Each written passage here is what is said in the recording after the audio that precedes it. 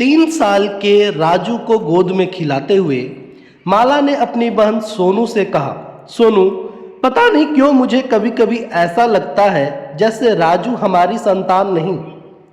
पगला गई हो क्या दीदी? यह क्या कह रही हो? राजू आपकी संतान नहीं तो क्या बाजार से खरीदा है जीजू ने? कहकर 16 साल की सोनू जोर जोर से हंसने लगी, मगर माला के चेहरे की सिकन कम नहीं हुई। राजू के चेहरे को गौर से देखती हुई बोली, जरा इसकी आंखें देख, तेरे जीजू से मिलती है न मुझसे। आंखें क्यों, पूरा चेहरा ही हमारे घर में किसी से नहीं मिलता। मगर दीदी, बच्चे का चेहरा माँ बाप जैसा ही हो यह जरूरी तो नहीं। कई बार किसी दूर के रिश्तेदार या फिर जिसे आपने प्रेगनेंसी के दौरान ज्यादा देखा हो उससे भी मिल सकता है। वैसे यह अभी बहुत छोटा है, बड़ा होगा तो अपने पापा जैसा ही दिखेगा। बाकी सब कुछ छोड़, इसका रंग देख। मैं गोरी, मेरी बेटी दिशा गोरी, मगर यह सावला। तेरे जीजू भी तो गोरे ही है ना। फिर यह, अरे दीदी, लड़कों का रंग कहाँ देखा जाता है? वैसे भी यह 21वीं सदी का बच्चा है। जनवरी 2021 की पैदाइश है। इसकी बर्थ डेट खुद में खास है। 11/1/2001 को जन्म लेने वाला यह तुम्हारा लाडला जरूर जिंदगी में कुछ ऐसा काम करेगा कि तुम दोनों का भी नाम हो जाएगा। प्यार से राजू को दुलारते हुए सोनू ने कहा। वह तो मैं मानती हूँ सोनू की लड़कों का रंग नहीं देखते, और फिर माँ के लिए तो अपने बच्चों से प्यारा कुछ हो ही नहीं सकता। पर यूं ही कभी कभी कुछ बातें दिमाग में आ जाती है।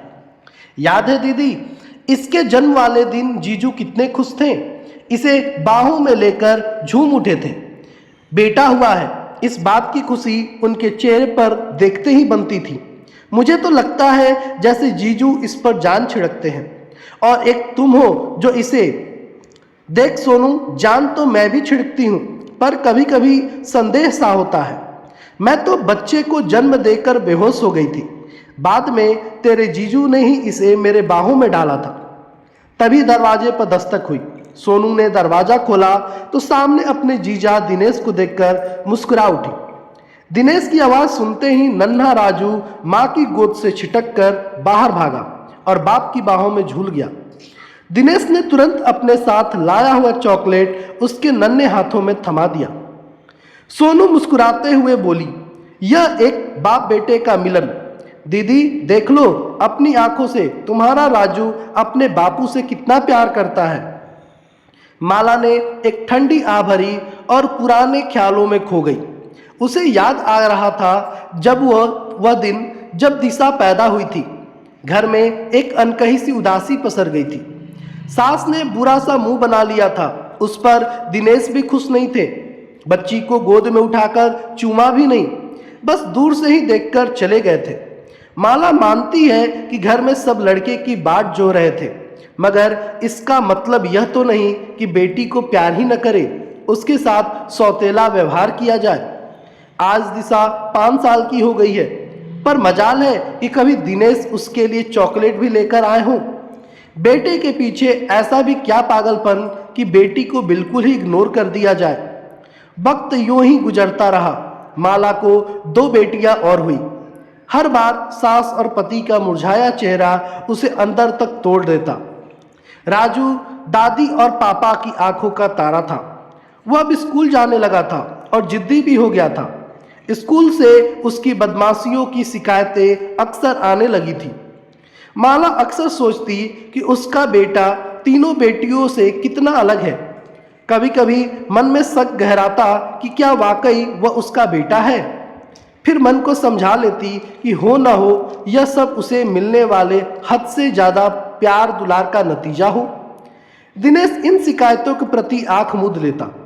माला कुछ कहती तो हंसकर कहता, माला जरा सोचो, हमारा एक ही बेटा है, इसे ही अपना सारा प्यार दुलार देना है।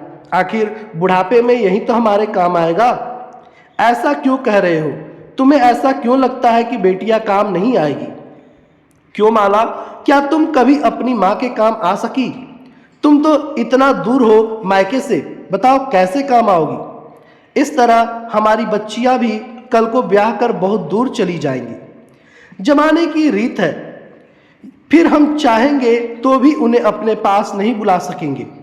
हमारे लिए अपना राजू ही खड़ा होगा। दिनेश की बात सुनकर माला का दिल रो पड़ा। सचमुच वो अपनी माँ के लिए कुछ भी नहीं कर पाई थी। उसकी माँ का पैर टूट गया था। वह महीनों बिस्तर पर पड़ी रही, मगर सास ने उसे बच्चों को छोड़कर जाने की अनुमति नहीं दी। वैसे भी तब राजू कुल 4 महीने का था। वो चाहकर भी नहीं जा सकी।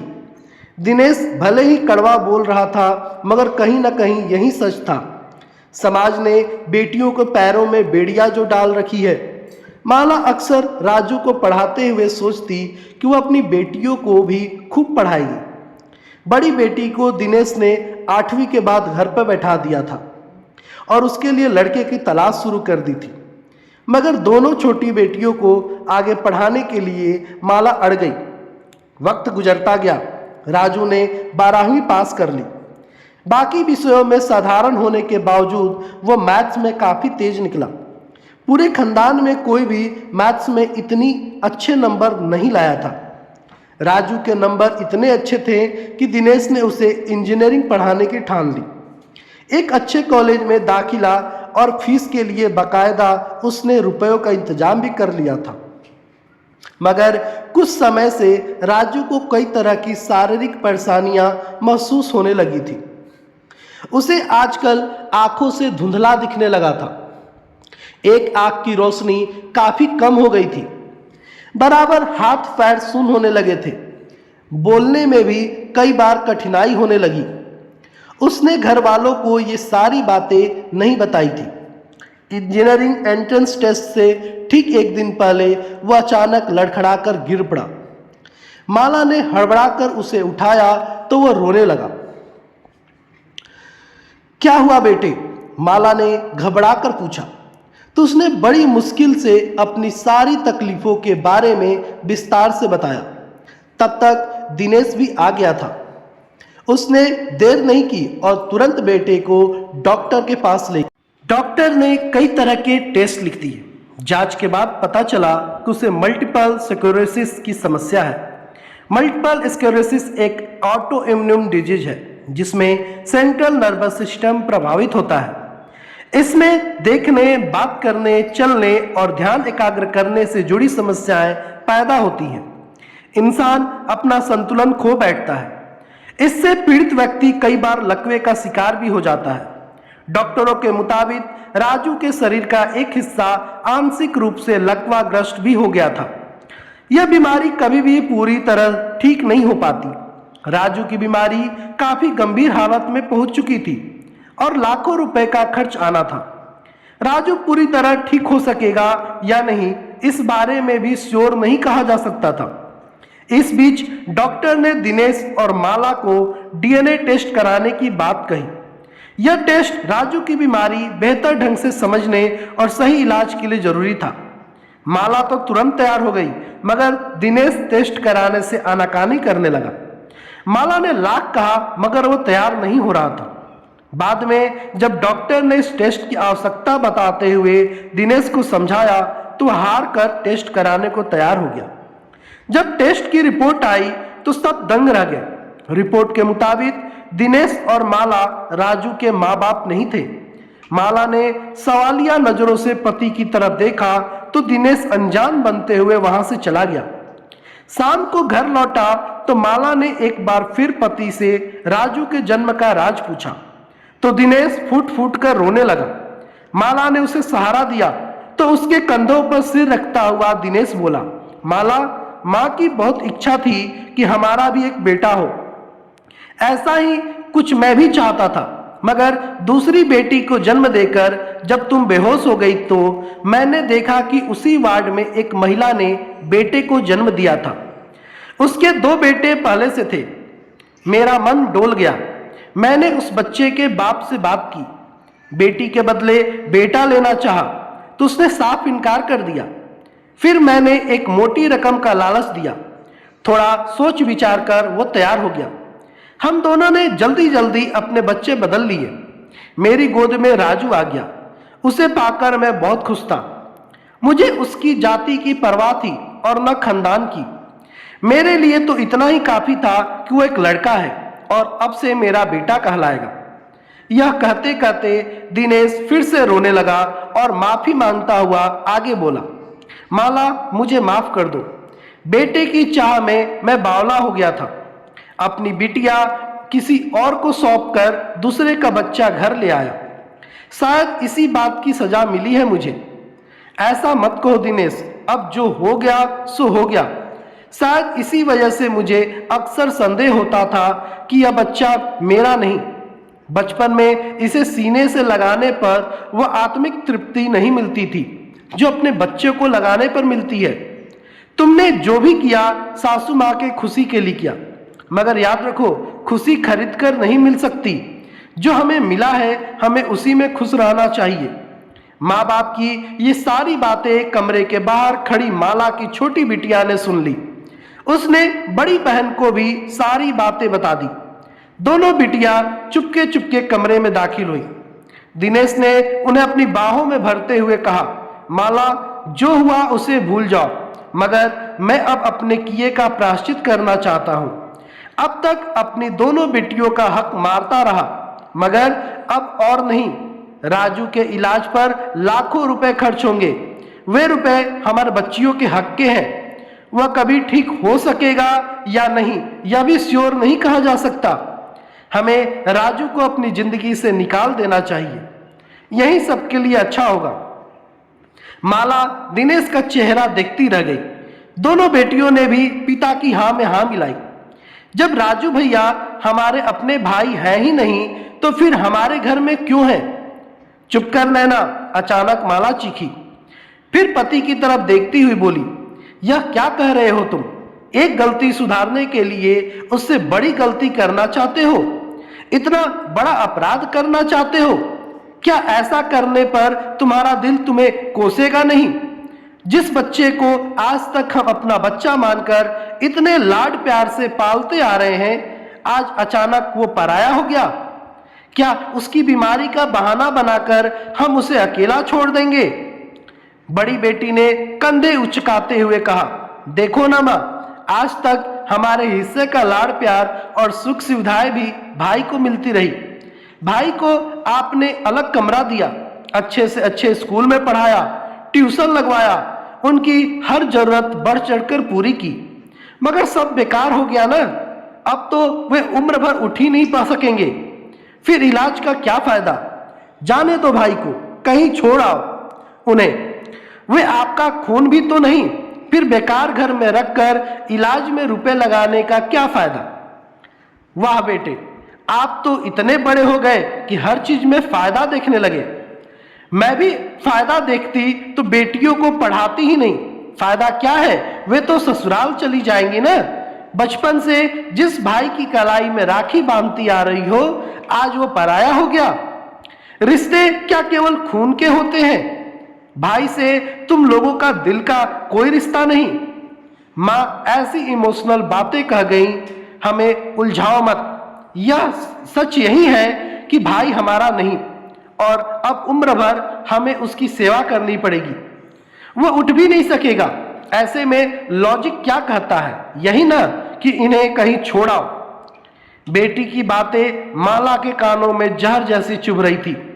बेटी के गालों पर एक तमाचा जड़ती हुई वह चीखी, खबरदार, जो किसी ने मेरे बेटे के खिलाफ एक शब्द भी कहा, वह मेरे पास रहेगा और मेरे दिल का टुकड़ा बनकर रहेगा। पर माला, अब राजू ठीक होगा इस बात का कोई भरोसा नहीं है। हमारे पास इतने पैसे भी नहीं हैं, उसके इलाज में सारे रुपए खर्च हो जाएंगे। तो फिर हमारी बेटियों का क्या होगा? पैसा है या नहीं यह बात महत्वपूर्ण नहीं। हम उसकी सेवा करेंगे, उसका ख्याल रखेंगे। वैसे बहुत सी बीमारियां प्राकृतिक जड़ी बूटियों या घरेलू उपायों से भी ठीक हो जाती है। जरूरत पड़ी तो किसी बड़े नहीं लेकिन छोटे अस्पताल में तो इलाज करा ही सकेंगे। लेकिन इस तकलीफ के समय उसे अकेला नहीं छोड़ेंगे। यदि राजू सच में हमारा बच्चा होता तो क्या हम उसे ऐसे छोड़ देते? नहीं ना। तो फिर अब क्यों?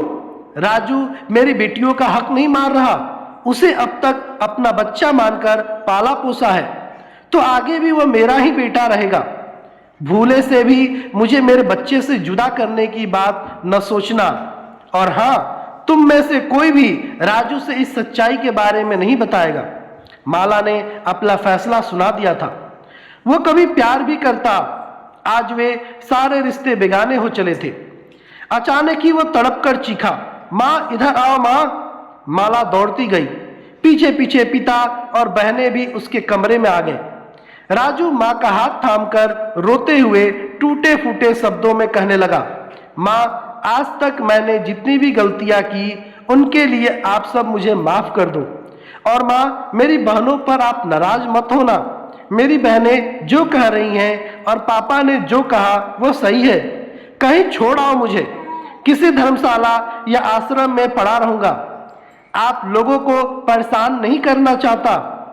मेरी बहनों को हर खुशी मिलनी चाहिए, उनके रास्ते में बाधा नहीं बनना चाहता। चुप हो जा मेरे बच्चे, माँ ने प्यार से उसका माथा सहलाते हुए कहा। तू बड़ा भाई है, तेरी बहनों को खुशी तभी मिलेगी जब उनके पास तेरा प्यार और आशीर्वाद रहेगा। तू वादा कर हमेशा मेरी आंखों के आगे रहेगा। दोनों बहनें भी भाई के प्यार को महसूस कर रही थी। दोनों बेटियां माँ के गले लग गईं और बोली, माँ आप बिल्कुल सही हो, हम अपने भाई को कहीं भी जाने नहीं देंगे। दिनेश को भी अपनी गलती का एहसास हो गया था। दिनेश ने माला का हाथ थामते हुए कहा, माला माँ के दिल जैसा कोई दिल नहीं होता। मुझे गर्व है कि तुम मेरी पत्नी हो। मैं गलत था, आज के बाद ऐसी बात मेरे जहन में नहीं आएगी। हम सब मिलकर हमेशा राजू का साथ देंगे। मुझे माफ कर देना राजू बेटा, मैं बहुत स्वार्थी हो गया था, पर तेरी माँ ने मेरी आंखें खोल दी। बेटियों ने भी हामी में सिर हिलाया तो माला की आंखों में खुशी के आंसू आ गए। दोस्तों, माँ माँ ही होती है। माँ की ममता का कोई मोल नहीं होता है।